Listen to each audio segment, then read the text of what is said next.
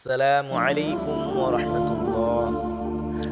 সুপ্রিয় দর্শক, আমরা আজকে জানব জান্নাত কি আসলে আমাদের আমলে পাওয়া সম্ভব নাকি আল্লাহর রহমত ছাড়া মোটেও সম্ভব না। হযরত জিবরাইল আলাইহিস সালাম নবী করিম সাল্লাল্লাহু আলাইহি ওয়াসাল্লামের কাছে এসে একটি ঘটনা বর্ণনা করেন। এক ব্যক্তি পাহাড়ের উঁচু চূড়ায় বসে 500 বছর ধরে আল্লাহ পাকের ইবাদতে মশগুল ছিল। ওই পাহাড়ের চারদিক লবণাক্ত পানি দ্বারা বেষ্টিত ছিল। আল্লাহ তাআলা তার জন্য পাহাড়ের অভ্যন্তরে সুপ্রিয় পানি এবং একটি আনার গাছের সৃষ্টি করেন। প্রতিদিন সেই ব্যক্তি আনার ফল খেত এবং পানি পান করত, আর সেই পানি দিয়ে উযু করে আল্লাহ তাআলার ইবাদতে মশগুল থাকত।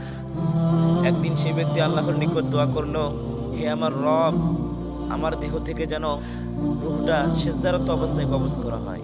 মহান আল্লাহ তাআলা তার এই দোয়া কবুল আর মঞ্জুর করেন। হযরত জিবরাইল আলাইহিস সালাম বলেন, আমি আসমানে আসা যাওয়ার পথে সর্বদাই তাকে সিজদারত অবস্থায় দেখতাম। কিয়ামতের দিন মহান আল্লাহ তাআলা তার সম্পর্কে বলবেন, আমার এই বান্দাকে আমার রহমতের জান্নাতে প্রবেশ করো। ওই ব্যক্তি বলবে, না, বরং আমার আমলের বরকতে।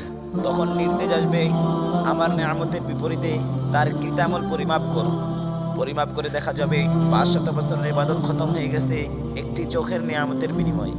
তখন আল্লাহ পাক নির্দেশ দিবেন, আমার বান্দাকে জাহান্নামে নিয়ে যাও। ফেরেশতারা তাকে নিয়ে রওনা হবে। কিছুদূর যাওয়ার পর ওই ব্যক্তি আরজ করবে, হে আল্লাহ, আমাকে তোমার রহমতের জান্নাতে প্রবেশ করো।